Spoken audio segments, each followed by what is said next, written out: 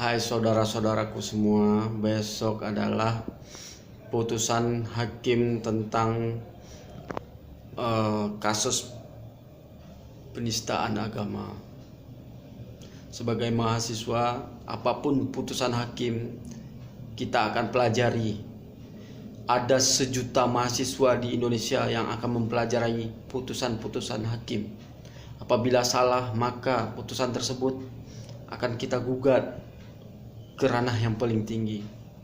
Untuk itu, saya menghimbau pada hakim untuk lebih hati-hati untuk memberikan putusan kepada siapapun.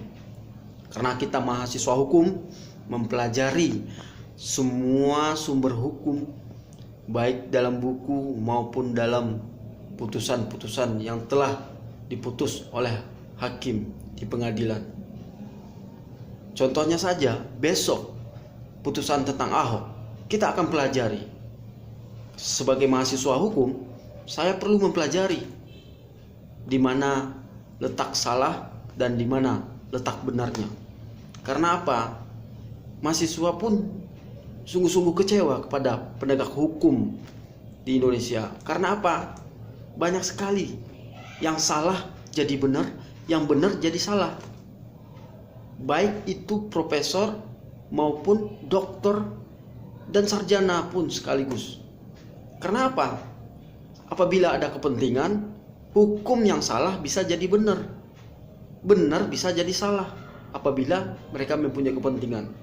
Untuk itu, kita sepakat kepada seluruh mahasiswa hukum untuk mempelajari tentang putusan Ahok terhadap penistaan agama, surat Al-Maidah 51. Kalau dalam pribadi saya, besok hukumannya itu sangatlah berat.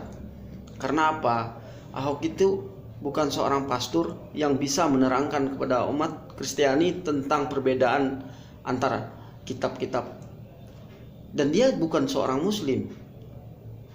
Dan dia bukan seorang habib. Dan dia bukan seorang ustadz.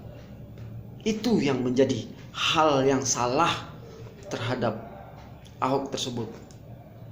Yang kedua, apabila kita sakit, kita berobat ke dokter, orang yang ahli tentang kesehatan pun apabila memberikan keterangan, memberikan obat yang salah, dia tetap bisa dihukum. Apalagi Ahok.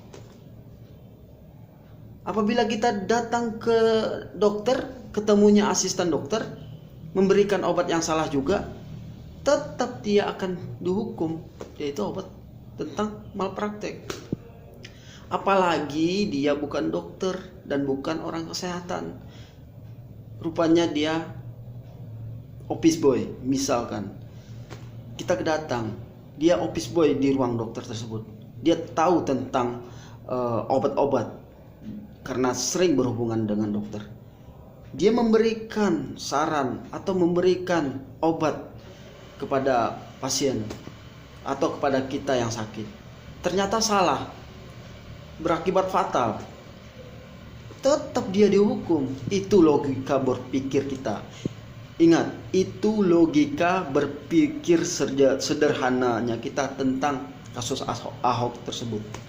Untuk itu, besok putusan yang hakim akan ambil yaitu seharusnya berat.